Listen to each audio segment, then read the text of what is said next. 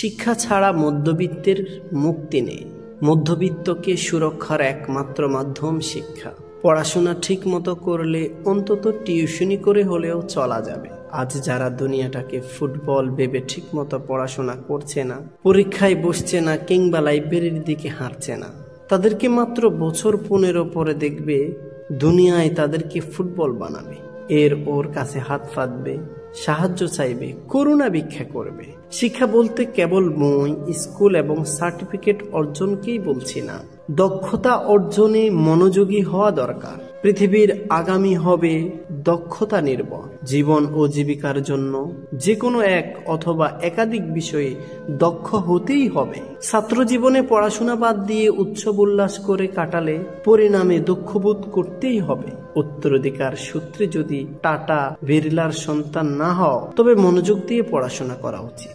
সম্প্রতি গুলতেকিন খানের একটি লেখার শেষ লাইনে, জীবনে যত ঝড় আসুক পড়াশোনা শেষ করতেই হবে। চোখ আটকে গেছে, হৃদয় কেড়ে নিয়েছে এই বাক্যটি দিনভর ভাবাচ্ছে। বিশ্বের কত দেশের তরুণ তরুণীরা হাজারো প্রতিবন্ধকতা মোকাবেলা করে শিক্ষা ও উচ্চশিক্ষার জন্য দেশে বিদেশে ছুটছে, অথচ আমাদের দেশে শিক্ষা গ্রহণের সুযোগ প্রায় দুয়ারে দুয়ারে। রাষ্ট্রীয়ভাবে নাগরিক সেবায় নানা সীমাবদ্ধতা থাকলেও শিক্ষা প্রতিষ্ঠান, শিক্ষক এবং শিক্ষা উপকরণে বিশেষ কোনো অপ্রতুলতা নেই। দুঃখ শুধু শিক্ষায় শিক্ষার্থীদের আগ্রহ কম। অভিভাবককে লেগে থাকতে হয়, শিক্ষকদের রোজ খোঁজ নিতে হয়, তারপরেও শিক্ষার্থীদের পড়ায় মনোযোগ নেই। আজকালকার শিক্ষার্থীদের দিয়ে রাজ্যের সব কাজ তরানো যায়, কেবল পড়াশোনা বাদ। শহরের গ্রন্থাগারগুলো পাঠকের অভাবে ধুঁকছে, লাইব্রেরিগুলোতে পাঠক গল্প উপন্যাস খুঁজছে না। শিক্ষার্থীরা শ্রেণী পাঠ্যের গাইড বই ছাড়া অন্য কোনো ভালো বইয়ের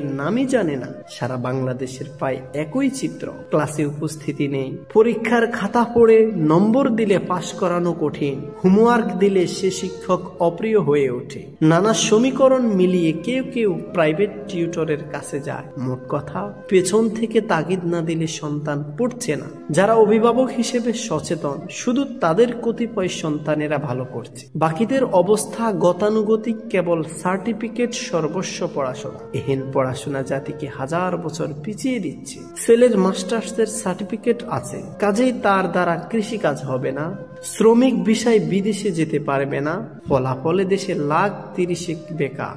মেয়ে অনার্স মাস্টার্স পাস, তবুও বিয়ে হচ্ছে না। বয়স এবং শিক্ষা মিলিয়ে পাত্র পাওয়া যাচ্ছে না, ফলাফলে অভিভাবকদের দুশ্চিন্তা বাড়ছে। আজ যারা নাম কওয়াস্তে পড়াশোনা করছে, তাদের সামনের দুর্দিন তারা অনুধাবন করতে পারছে না। ঠিক মতো পড়াশোনা না করলে সার্টিফিকেট গলার কাটা হবে। কাজেই মধ্যবিত্ত থেকে উত্তরণের জন্য দক্ষতা নির্ভর পড়াশোনা করতে হবে।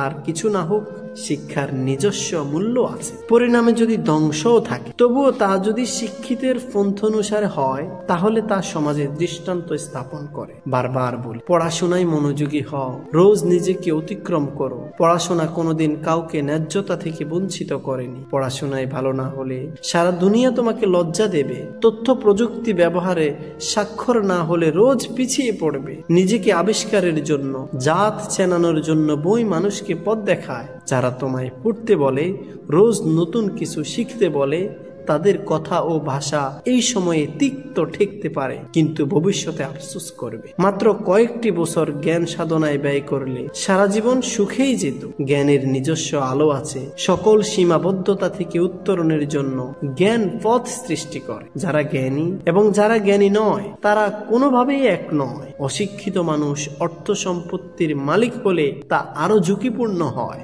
সম্পদ যদি সুপথে ব্যয় করা না যায়, তবে তা ধ্বংস অনিবার্য করে। সেজন্য শিক্ষিত জন সীমিত সম্পদের মালিক হলেও সেসব সুষম বন্টনের মাধ্যমে সুখ প্রশান্তি নিশ্চিত করতে পারে। অশিক্ষিত ধনবান অধিকাংশ ক্ষেত্রে অসুখী হয়। শিক্ষার্থীরা পড়ো, পড়ো এবং পড়ো।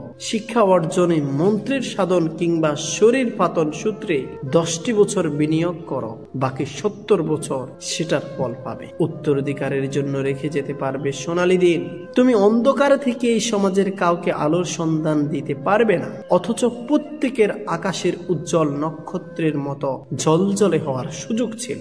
শিক্ষা সেই সুযোগ সবার সামনে এনেছিল। কেউ হাত বাড়িয়ে নিয়েছে, কেউ পিঠ দেখিয়ে অবহেলা করেছে, কে জিতেছে আর কে ঠকেছে ইতিহাস থেকে শিখো। আজ যারা সঠিক পথে নেই চাইলেই কাল পরিবর্তনের সূচনা করতে পারে। শিক্ষা সব সময় দ্বিতীয় সুযোগ দেয় যদি মনোযোগী হও। শিক্ষা আলোর পথ, যার পাশে হেঁটে তুমি হতে পারো উজ্জ্বল নক্ষত্র। নিজেকে গড়ার শ্রেষ্ঠ সময় হলো আজ, এখন। বিলম্ব মানেই পিছিয়ে যাওয়া। পড়ো, শিখো, জ্ঞানী হও, কারণ অন্ধকারে আলোর খোঁজ শুধুই বিভ্রম।